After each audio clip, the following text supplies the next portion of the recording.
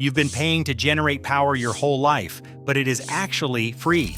The Romans used one to heat entire villas without fire. The Persians used another to make ice in the middle of a desert. A scientist in California used all of them to eliminate his energy bill for decades. Then he died, and the industry buried his work. Not one of these tricks appears in your building code. Your power company profits every time you do not know they exist. After this video, you will know all 7. Hi, I'm Oliver, and welcome to Off-Grid Ohms. Subscribe and hit the bell for more uncovering electrical secrets. The average American household pays roughly $1,900 a year in electricity. That figure comes from the Energy Information Administration, using principles demonstrated across millennia.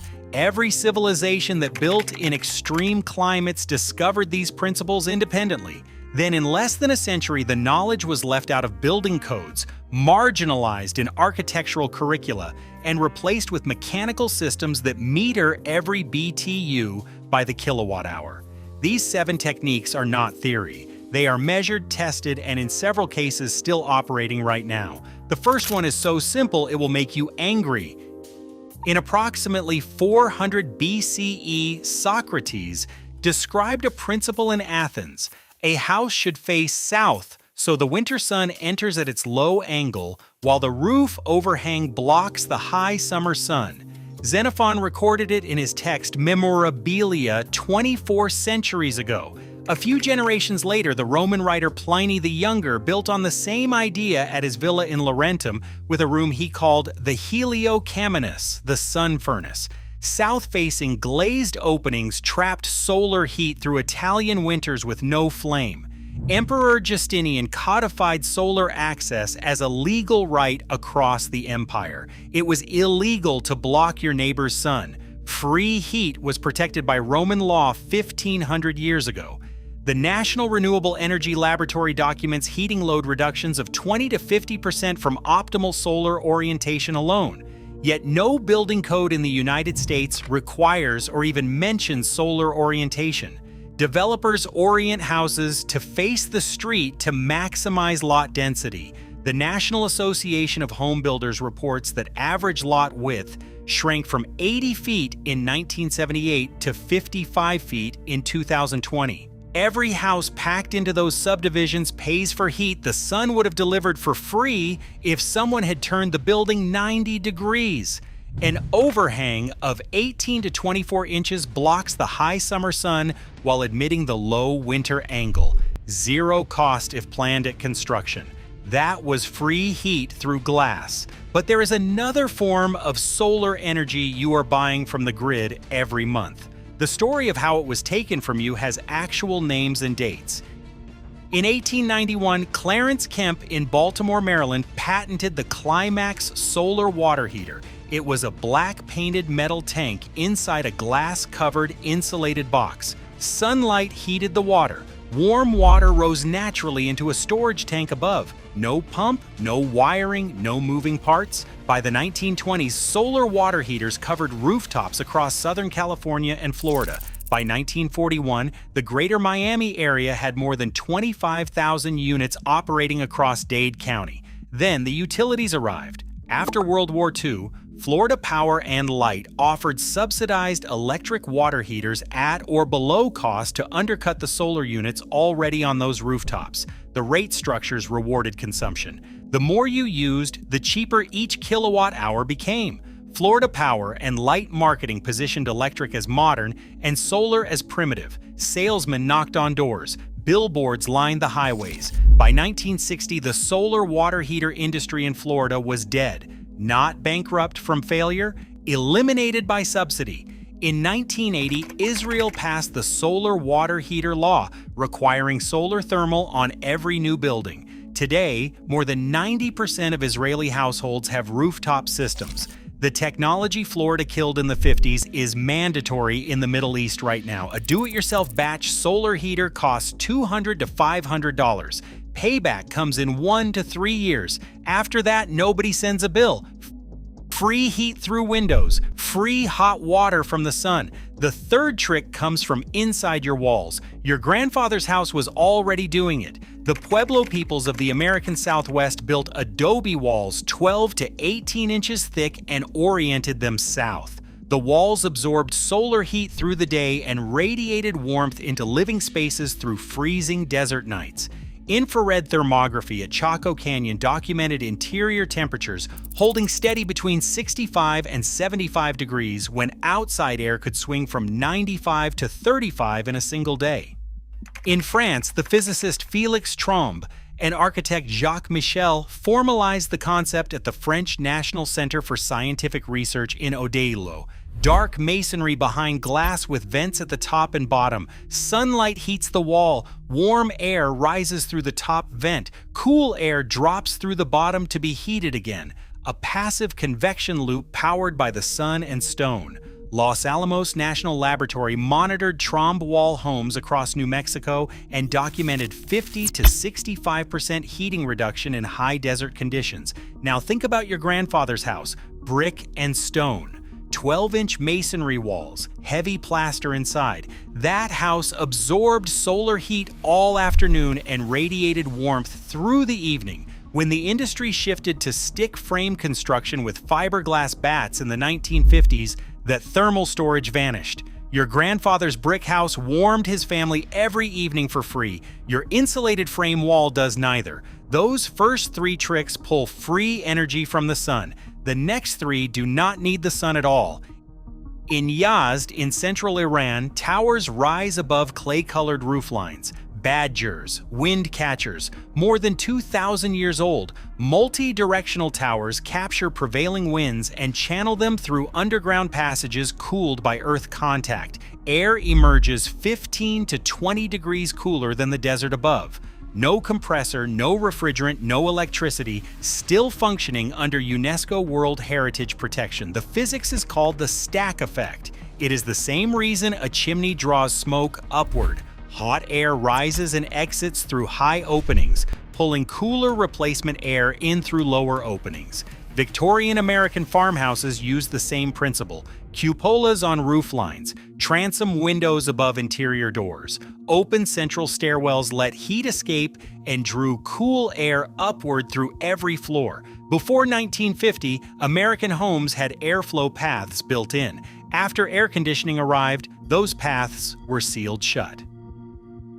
Do-it-yourself solar chimney runs $150 to $300 in materials. Fair warning, stack ventilation struggles in high humidity climates where the air you pull in is already saturated. In the Gulf Coast and the coastal Southeast, this trick alone will not solve your problem, but pair it with the next one, and the equation changes.